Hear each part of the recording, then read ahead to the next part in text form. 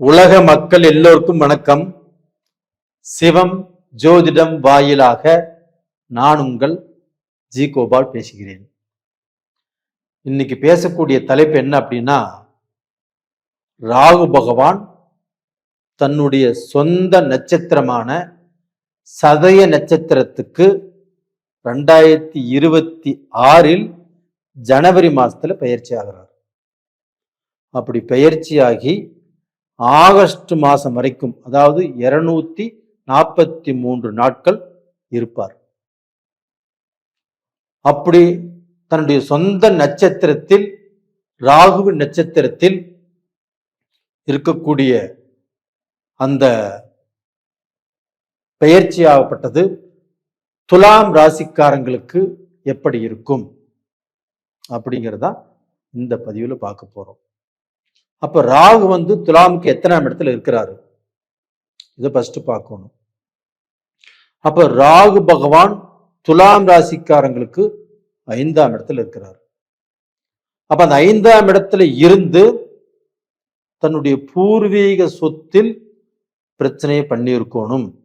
தனக்கு கோர்ட்டு கச்சேரி வம்பு வழக்கு இது மாதிரி கொடுத்திருக்கணும். தான் வாங்கிய சொத்துக்களில் பிரச்சனை வந்திருக்கணும்.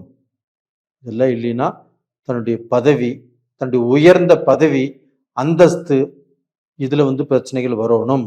அதுபோக உங்களுக்கு ப்ரமோஷன் கிடைக்காது, வேலையில நீங்க எதிர்பார்த்த இடத்துக்கு போகணும் நினைச்சாலும் கண்டிப்பாக தடுங்கலாகும்.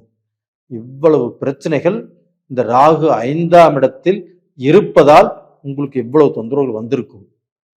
ஆனா இப்ப பாத்தீங்கன்னா தன்னுடைய சொந்த நட்சத்திரத்தில் ராகு பகவான் செல்வதாலும் அந்த ராகு பகவானை குரு பகவான் ஆகப்பட்டது மிதுனத்திலிருந்து 9ஆம் பார்வையாக அந்த ராகு பகவானை பார்த்துட்டார். இதுதாங்க ஒரு மெடிக்கல் மிராக்கல் சொல்லலாம்.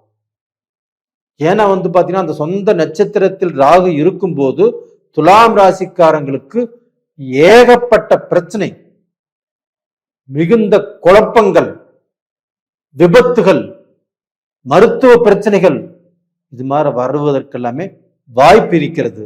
ஆனா இருந்தாலும் அந்த குரு பகவான் அந்த ராகுவை பார்த்ததுனால அந்த ராகு விஷத்தன்மையை கக்கிட்டு கோதண்ட ராகுவாக மாறி அந்த பலனை, 5ஆம் இடத்து பலனை அந்த ராகு பகவான் துலாம் ராசிக்காரங்களுக்கு கொடுக்கிறார்.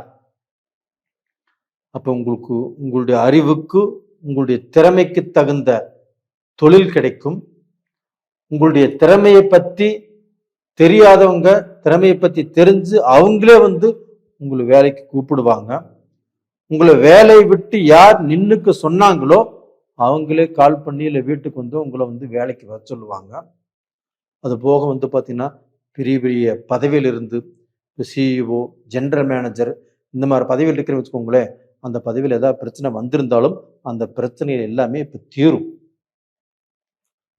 அப்போ பார்த்தீங்கன்னா உங்களுக்கு வெளிநாடு போகக்கூடிய யோகம், வெளிநாட்டில் நீங்கள் சம்பாதிக்கக்கூடிய யோகம், வெளிநாட்டில் சம்பாரிச்சு இந்தியாவில் சொத்து வாங்கக்கூடிய அளவுக்கு வாய்ப்புகள், இது எல்லாமே நடக்கும். என்ன சார் இப்படி சொல்றீங்க? உண்மை அதுதான். ஏன் சொல்றேன்னா உங்களுக்கு சனி பகவானும் 6ஆம் இடத்துல இருக்கிறாங்க. அப்ப அந்த 6ஆம் இடத்தில் இருக்கக்கூடிய சனி பகவான் உங்களுக்கு தொழிலுக்கு வழிவகை காட்டுவார், தொழில சம்பாதிக்க செய்வார். அப்ப அந்த 5ஆம் இடத்தில் இருக்கக்கூடிய ராகு பகவான் குரு பார்வை பெற்றதனால கண்டிப்பாக உங்களுக்கு எதிர்பாராத ஒரு குபேர யோகத்தை கொடுக்கவிருக்கிறார். ஒண்ணு மட்டும் நல்லா தெரிஞ்சுக்கோங்க, ராகுவனுடைய அந்த கொடுப்பனை மட்டும் கிடைச்சிருச்சுன்னு வச்சுக்கோங்க. இப்ப உலகத்துல லட்சாதிபதி இருக்கிறாங்க, கோடீஸ்வரங்க இருக்கிறாங்க, மில்லியனர் இருக்கிறாங்க. இவங்க எல்லாத்துக்குமே ராகுவுடைய அனுகிரகம் கிடைச்சங்காட்டித்தான், ராகுவுடைய சப்போர்ட் கிடைச்சங்காட்டித்தான் அவங்க வாழ்க்கையில அடுத்தவர்கள் அண்ணாந்து பார்க்கக்கூடிய அளவுக்கு உயர முடிஞ்சது, செல்வந்தராக இன்னைக்கும் இருக்கிறாங்க. அதே சமயத்துல அதே ராகுவுடைய சப்போர்ட் இல்லைன்னா ஒருத்தர் எவ்வளவு பெரிய தொழில் அதிபராக இருந்தாலும், எவ்வளவு பெரிய போஸ்டிங்ல இருந்தாலும், எவ்வளவு பெரிய அரசியல் செல்வாக்கு இருந்தாலும் பட்டுன்னு அப்படி கீழே வந்துருவாங்க. அப்போ அவங்க மானம் போய், மரியாதை போய், கௌரவம் போய் பாதிக்கப்பட்டுருவாங்க. அந்த ராகுவுடைய சகாயம் இல்லை என்றால். அப்போ ஒரு மனிதன் உயர்வதற்கும் வாழ்வதற்கும் தாழ்வதற்கும் ராகு பகவானுடைய சப்போர்ட்டு கண்டிப்பாக தேவை. அப்ப அந்த ராகு பகவானுடைய சப்போர்ட்டு உங்களுக்கு கிடைக்குது. அதுவும் ஜூன் மாதம் 2ஆம் தேதி வரைக்கும் தான். அப்போ ஜூலை ஆகஸ்ட் இந்த 2 மாதமும் கொஞ்சம் ஜாக்கிரதையாக நீங்க இருக்கணும். அடுத்தவங்க கிட்ட நீங்க அவங்க கிட்ட எதிர்பார்க்கறது, அவங்கள நம்புறது, அவங்களுக்கு பணம் கொடுக்கறதோ, அவங்களை நம்பி ஒரு காரியம் செய்வதோ இதெல்லாம் வேண்டாம். இது போக பார்த்தீங்கன்னா உங்களுக்கு அந்த ராகு பகவான் தனது 7ஆம் பார்வையாக உங்களுடைய ராசிக்கு 11ஆம் இடத்தை பார்க்கிறாரா இல்லைங்களா?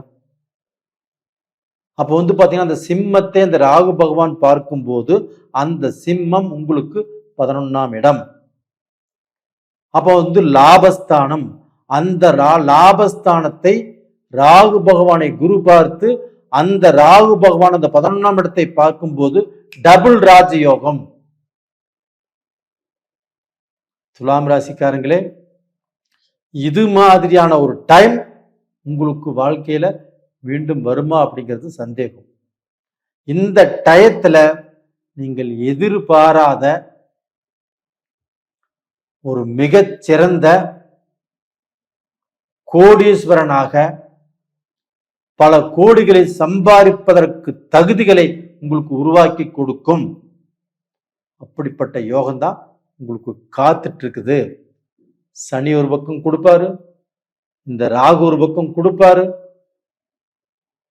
அப்போ பாத்தீங்கன்னா இந்த கொடுக்குற தெய்வம் கூரையை பிச்சுட்டு கொடுக்குன்னு சொல்லுவாங்க இல்லையா, அந்த மாதிரி டைம் தான் உங்களுக்கு நடந்துட்டு இருக்குது. அப்போ அந்த டயத்தை நீங்க 1 மணி நேரம் கூட வேஸ்ட் பண்ணாமல் நன்றாக உழைத்து அந்த உழைப்புல கான்சன்ட்ரேஷன் பண்ணி நாம நல்ல நிலைமைக்கு வரணும், நல்ல பொசிஷனுக்கு வரணும், நாம ஜெயிக்கணும், நாம சம்பாதிக்கணும், நாம சாதிக்கணும். இது நாள் வரைக்கும் அண்ணன், தம்பி, அக்கா, தங்கச்சி, அப்பா, அம்மா அப்படின்னு பார்த்தோம், உறவுக்காரங்களுக்கு பார்த்தோம். இன்னைக்கு நாம் இருக்கிற இடம் தெரியாம போயிட்டோம்.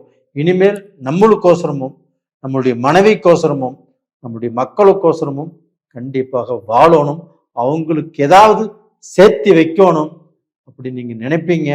நீங்க நினைச்ச நேரத்துல அது எல்லாமே சேரும். நல்லபடியாக குபேர வாழ்க்கையை வாழக்கூடிய யோகம் உங்களுக்கு இருக்கிறது.